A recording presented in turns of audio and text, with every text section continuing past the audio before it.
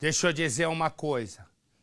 Eu não sei se você acompanhou o goleiro Bruno, né? Condenado, infelizmente, só a 22 anos de prisão. Não entendi a juíza que escreveu que foi uma trama diabólica, afirmou que o Bruno sempre age de forma dissimulada. Resumo, condenou só a 22 anos. A expectativa era de 40. Com 22 anos, o Bruno pode, daqui a 3 anos, já entrar no regime semiaberto, isto é, sai de dia e dorme na cadeia. Aí até, se tudo for bem articulado, ele trabalhar na cadeia, em menos de 7 anos ele está na rua, livre e solto, com ficha limpa, e se bobear, ainda tem clube que o contrata. Põe no ar. Após 4 dias de julgamento, a decisão. Bruno foi condenado a 22 anos e 3 meses de prisão. A sentença foi lida pela juíza no início da madrugada desta sexta-feira. O réu Bruno Fernandes acreditou que, consumindo com o corpo, a impunidade seria certa. A Promotoria de Justiça da Comarca de Contagem está satisfeita com o resultado alcançado, com a condenação do acusado Bruno Fernandes das Dores de Souza. Bruno saiu do fórum de cabeça baixa e foi escoltado por 3 viaturas até a penitenciária Nelson Hungria. Consternado, triste, agradeceu o meu trabalho. Já Daiane Rodrigues, que cuidou de Bruninho após o desaparecimento de Elisa, foi absolvida. De fato, ela, ao colaborar para o sequestro da criança, o fez em situação de coação moral irresistível. O último dia de julgamento foi marcado por um caloroso debate entre defesa e acusação. Advogados e promotoria tentaram convencer os 7 jurados, que decidiram o futuro dos réus. O promotor Henry Vasconcelos falou sobre o comportamento de Bruno durante todo o processo. O futebol perdeu um goleiro razoável, mas nem um grande ator, em compensação, foi ganho pela dramaturgia. Em outro trecho, afirmou: é mais fácil tirar um dente sem anestesia da boca dessa desgraça do que uma verdade, referindo-se a Bruno. Para tentar defender o atleta, o advogado Lúcio Adolfo disse: o cara que deu a arma, mas que não deu o tiro, não deu a facada, não agiu igual a Macarrão. Macarrão, consciente, decidido, catou Elisa e levou para a Pampulha. Apesar da condenação, a defesa do jogador acredita ter feito um bom trabalho. Eu saio satisfeito, não com o resultado do julgamento, mas com a conduta do julgamento. Por quê? Porque o resultado, na tese mais importante, que é a participação na menor importância, foi de 4-3. Significa que os jurados prestaram atenção no que eu tinha para falar e pelo menos 3 dos 7 entenderam que eu tinha razão. Mas uma pergunta continua sem resposta. Onde estão os restos mortais de Elisa Samúdio?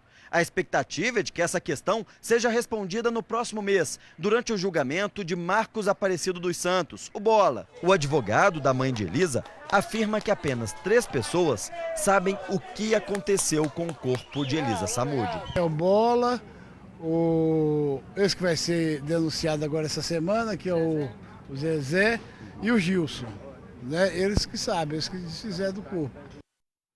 Zezé e o Gilson são 2 ex-policiais que teriam trabalhado na morte de Elisa Samúdio, se é que se pode chamar de trabalho, junto com o Marcos Aparecido, ex-policial conhecido como Bola.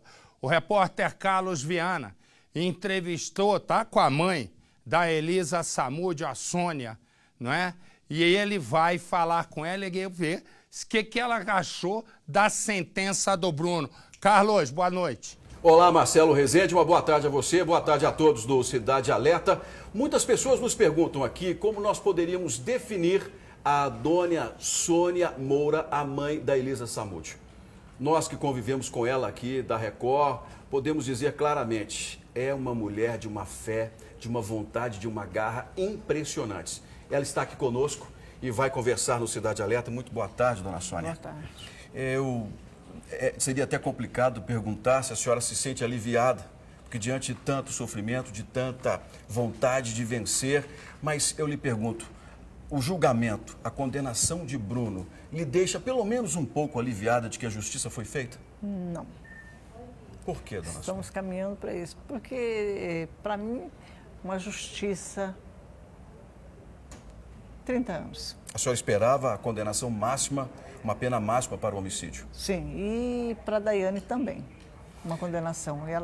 Ali ela foi absolvida. O Ministério Público afirma que a Daiane teria até salvo a vida do Bruninho, ele que foi levado para a morte.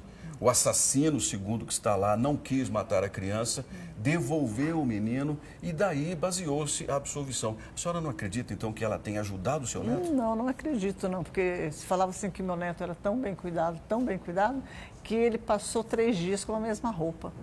E quando ela saiu com o meu neto e foi se encontrar com alguém lá no Ceasa, né, ele estava 3 dias com a mesma roupa. E ali deduz-se que ele seria entregue, sim, a um outro executor, alguém que aceitou a fazer o serviço. Ao que tudo indica, eles saíram do sítio às pressas, né? Exato. Depois que a polícia começou a investigar e todas as roupas, todos os objetos do Bruninho mudaram até o nome desapareceram. dele. Era Rian Yuri. Para que eles usavam o nome? O próprio Bruno ontem falou que era para despistar. Agora, a senhora acompanhou todos os praticamente 5 dias, né? Porque terminou na madrugada de hoje. Não lhe doeu muito ouvir aquelas declarações do Bruno, inclusive de que a Elisa estava morta, de que ele sabia que ela iria ser assassinada e de que não fez nada para salvar a Elisa? E estão querendo usar isso como Confissão. Confissão? Acho justo isso? Não é justo isso. O justo seria ele ter pego no mínimo 30 anos. A senhora esperava que em algum momento ele confessasse, ele contasse o que aconteceu, que seria o mandante, dona Sônia? Não. Estava esperando, estava esperançosa, mas no fundo com a certeza de que ele não o faria. Por quê? A pessoa dele, a maneira como ele se comporta. Em momento nenhum, naquela renascença. Espera só um instantinho. Eu que recebi umas imagens novas. Mostra as imagens pra mim. Só as imagens, mostra. Você vai ver comigo. Nunca ainda é exclusivo, põe exclusivo. Ouve só um pedaço. É o momento da defesa do Bruno. Imagens exclusivas. Novo factoide, nova expressão de imprensa, nova intensificação. E tudo ao arrepio da lei vai acontecer. Esse é o advogado de defesa. Foi a negociada do macarrão que ele chamou de fascínio de novo aqui hoje. A única coisa que ele achou de mando foi a palavra do macarrão que ele desmentiu quando pediu uma investigação paralela ou suplementar, que ele não teve coragem de pedir em Contagem, foi pedir em Belo Horizonte. Aqui tem uma delegacia especializada de homicídio e ele encaminhou o pedido. São imagens exclusivas. Imagens exclusivas de dentro do tribunal que ainda ninguém tinha visto. Ninguém tinha visto.